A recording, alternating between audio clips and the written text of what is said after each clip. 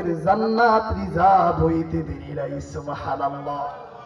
এই কারণে বাবা ভালো করে শোনেন, আরে এই যে এত সুন্দর মাদ্রাসা, এইখানে যদি আজকে কোরআনের বাগান না ফুটতো গো, এইখানে আমরা বিভিন্ন ভাবে এইরকম এত সুন্দর আয়োজন আমরা পাইতাম না। আরে আজকে এই মাদ্রাসার কারণে এইখানে সারাদিন দুনিয়ার কোন নেতা নেত্রীর স্লোগান নাই, এইখানে সারাদিন আউযু বিল্লাহ পইরা আল্লাহর কোরআনের আলোচনা হয়, নবীজির হাদিসের আলোচনা হয়। আমার আল্লাহ বলেন, যেখানে একটা মাদ্রাসা প্রতিষ্ঠা হয়ে যায় সেইখানে আমি আল্লাহর রহমত আরশে আজিম থেকে চলে আসে। আল্লাহু আকবার।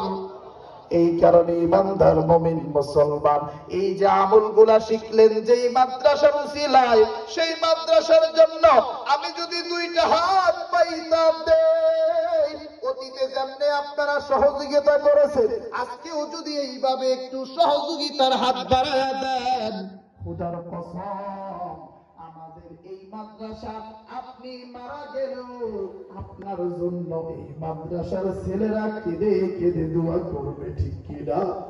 আর ইমানদার মুমিন মুসলমান, অনেক টাকাওয়ালা পয়সাওয়ালা মারা যায়, সন্তান 2 দিন কাঁদে, 3 দিন কাঁদে, কিন্তু এই যে মাদ্রাসা প্রতিষ্ঠা করে গেল, খোদার কসম করে বলি, এই যে সামনে শীতের সিজনটা আসতেছে, এইখানে আসবেন দেখবেন হুজুররা ভোর রাত্রে উঠা গেছে, ছোট্ট সন্তানেরা যদি সামনে মাদ্রাসার বোর্ডিং হয়, দেখবেন কত সুন্দর শীতের পানি দিয়ে ওযু কইরা তাহাজ্জুদের নামাজটা পড়িরা আপনার জন্য আল্লাহর কাছে দোয়া করে সবাই ডাক দেন আল্লাহ।